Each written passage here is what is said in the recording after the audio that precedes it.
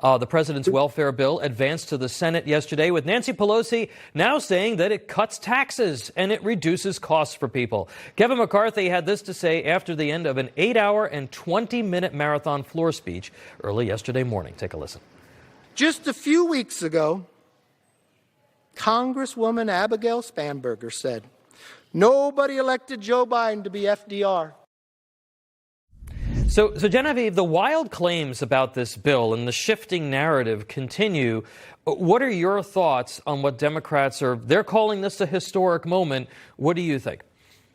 Well, it will be historic if it passes. It will be the largest increase in our welfare system in the history of this country. It's huge. I will give them that. I think it's a disaster. I don't think it will be for the economy or for the American people, all the promises they're making. I mean, but look, this is going to basically, I would encourage folks to go to heritage.org and check out, we've done a piece by piece on this bill. And you know what? We had to bring in analysts from every single angle of our organization, because that's what this bill touches. Education policy, welfare policy, tax policy, energy policy, defense, you name it. There's an area there, and usually it's more spending and ineffective. So I would encourage people to check it out, but it's a massive increase, and I think it will be terrible for the economy. Doug, does McCarthy have a point here? And to Genevieve's point, this is the type of bill that the president loves to say it's transformational change to our economy and our way of life. Did people vote for that last year? No, they didn't vote for it. It is obviously inflationary. I think we can all agree on that, Tom. It's not going to reduce taxes. It's almost certainly, as the CBO score said, going to raise taxes.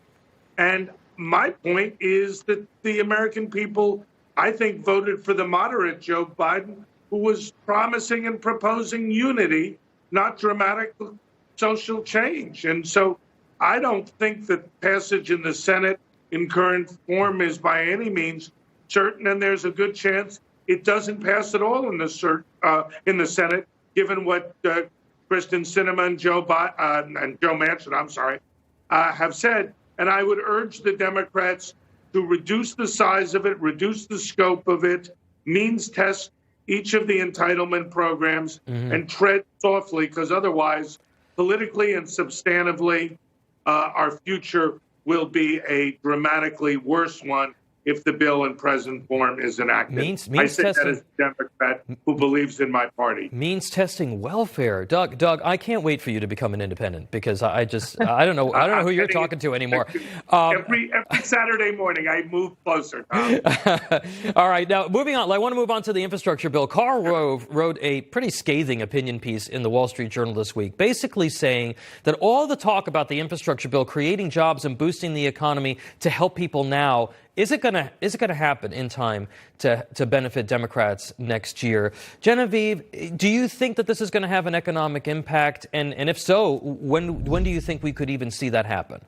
Well, it probably will, but it'll be a negative one. And I think right now, people see empty shelves. They're ordering things they can't get. And this bill isn't going to help with that, because you know what this bill does for just on one area? You go out to the ports out in California, as opposed to automating those and getting us into the 21st century, where it seems like we're trying to talk about infrastructure. That's what we'd be doing. No, we're not automating those, because the unions don't want that.